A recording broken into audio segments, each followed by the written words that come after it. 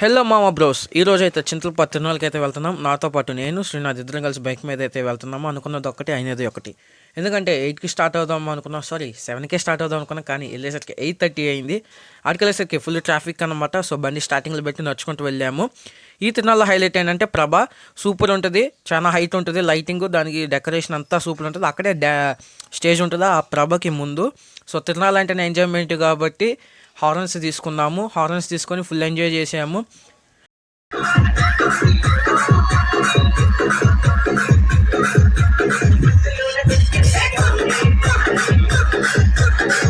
అక్కడ నుంచి roller coaster లాగా ఉంది, అది అక్కడ ఎక్కాము.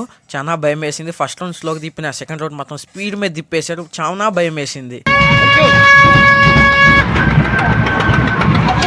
తర్వాత జబర్దస్త్ టీం వాళ్ళు స్కిట్ పర్ఫార్మెన్స్కి అయితే చూసాము.